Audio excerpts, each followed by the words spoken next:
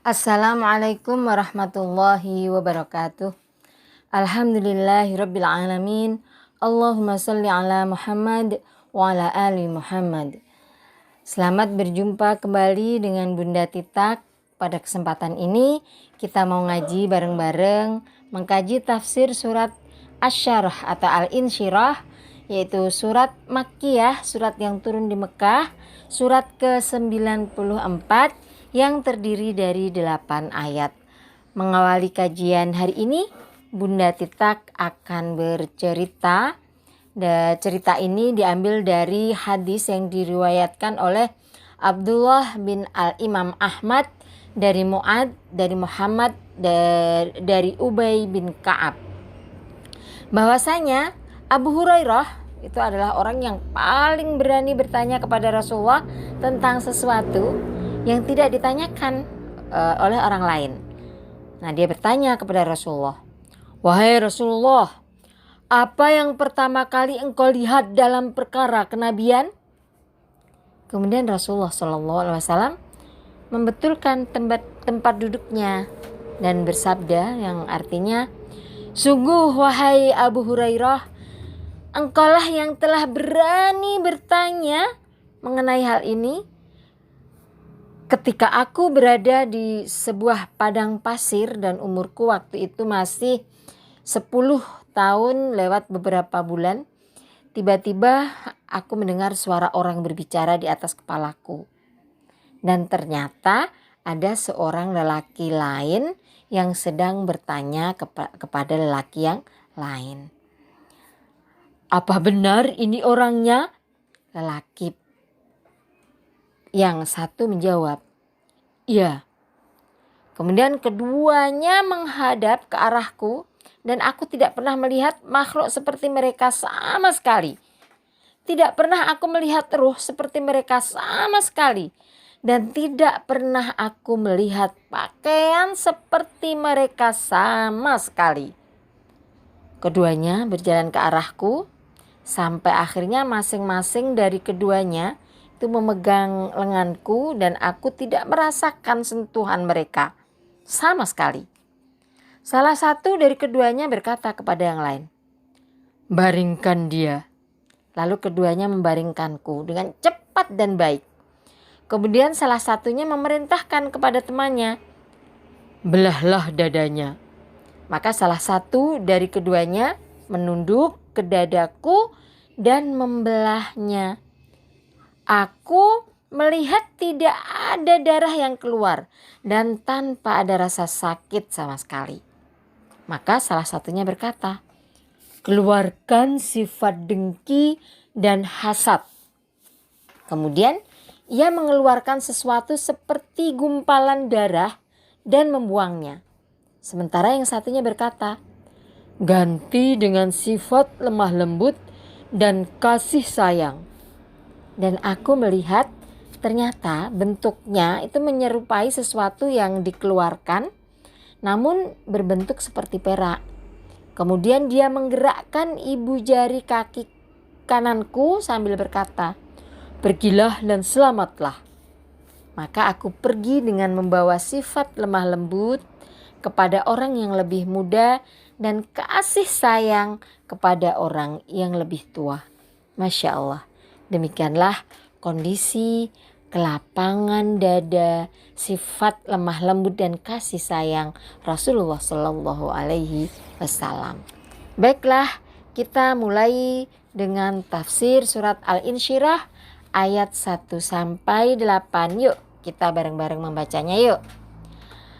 A'udzu billahi minasy syaithanir rajim. Bismillahirrahmanirrahim. Alam nashrah laka sadrak wa wada'na anka wisrak alladhi anqadha dhahrak wa rafa'na laka dhikrak fa inna ma'al usri yusra inna ma'al usri yusra fa idza faraghta fansab wa ila rabbika farghab. Allah berfirman di ayat 1, Alam nashrah laka sadrak. Bukankah kami telah melapangkan untukmu dadamu? Yaitu kami meneranginya, melapangkannya, melebarkannya, dan meluaskannya. Kemudian di ayat selanjutnya, di ayat 2, wa wada'na anka wisrak, dan kami pun telah menurunkan daripadamu bebanmu. Ini diartikan, jadi kadang-kadang Al-Quran itu dijelaskan dengan ayat yang lain, kadang-kadang dijelaskan dengan hadis. Dijelaskan artinya dalam Quran surat Al-Fath ayat 2, liyaghfira lakallahu ma taqaddama min dzambika wa ma ta'akhkhar. Supaya Allah memberikan ampunan kepadamu terhadap dosamu yang telah lalu dan yang akan datang. Jadi menurunkan daripadamu bebanmu itu adalah dengan memberi ampunan terhadap dosa yang lalu dan yang akan datang.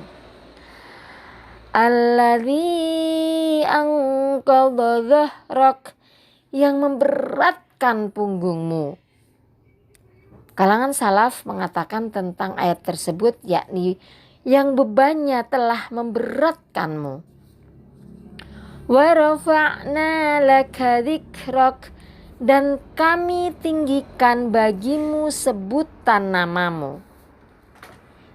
Ini dijelaskan oleh sebuah hadis, diriwayatkan oleh Ibnu Jarir dari Daraj, dari Abul Haytham, dari Abu Sa'id, dari Rasulullah SAW, bahwasanya beliau bersabda, Jibril alaihi salam telah mendatangiku dan berkata, sesungguhnya Robku dan Robmu telah berfirman, tahukah bagaimana aku meninggikan sebutan namamu? Rasulullah SAW menjawab, Allah yang lebih mengetahui. Kemudian Jibril berkata bahwa Allah mengatakan seperti ini, apabila namaku disebut, nama engkau disebut bersamaku. Nah, kalau kita lihat syahadat ya, asyhadu alla ilaha illallah wa asyhadu anna Muhammadar Rasulullah. Disebutkan nama Allah dan kemudian disandingkan dengan nama Rasulullah setelahnya. Ini sebuah pengangkatan derajat. Kita lanjutkan ayat selanjutnya. Fa inna ma'al usri yusra, inna ma'al usri yusra. Maka sesungguhnya bersama kesulitan itu ada kemudahan. Sesungguhnya bersama kesulitan itu ada kemudahan. Dengan demikian, anak-anakku sayang, kalau saat ini kalian mendapatkan ujian dari Allah, mendapatkan kesulitan dari Allah, mendapatkan musibah, maka optimislah bahwa bersama kesulitan itu ada kemudahan. Jadi harus optimis. Kalau kita belajar bahasa Arab ya, bahwa di sana dikatakan al-usr, kesulitan itu terdapat dalam tempat dua tempat tadi kan, inna ma'al usri yusra, fa inna ma'al usri yusra. Nah ini bentuknya adalah berbentuk makrifat atau definitif yang menunjukkan arti kesulitan ini hanya mufrad saja satu.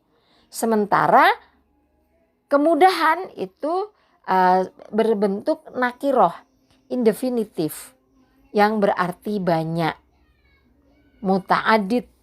Jadi kemudahan yang Allah berikan itu banyak sekali. Maka kita harus optimis dalam menghadapi berbagai kesulitan. Fa'idza faragta fansab wa ila rabbika farghab. Maka apabila engkau telah selesai dari suatu urusan, tetaplah bekerja keras untuk urusan yang lain, dan hanya kepada Rabb-Mu lah engkau berharap. Yakni jika kalian, anak-anakku sayang, telah selesai dari urusan-urusan dunia dan berbagai kesibukannya, serta telah memutus semua hubungannya, maka bersungguh-sungguh dalam ibadah dan bangkit kepadanya dengan penuh semangat. Mujahid mengatakan, jika engkau telah selesai dari urusan dunia, maka lakukan sholat bersungguh-sungguh kepada Rabbmu. Dan sebuah riwayat darinya disebutkan, jika engkau melaksanakan sholat, maka bersungguh-sungguhlah kemudian dalam keperluanmu. Jadi terus tidak ada bersantai-santai, berleha-leha. Kemudian wa ila rabbika farghub, dan hanya kepada Rabbmu lah engkau berharap. Jadi Ats-Tsauri mengatakan, jadikanlah niatmu, harapanmu itu hanya kepada Allah saja. Nah, demikian anak-anakku sayang yang bisa Bunda Titak sampaikan, mudah-mudahan bermanfaat. Akhirul kalam, assalamualaikum warahmatullahi wabarakatuh.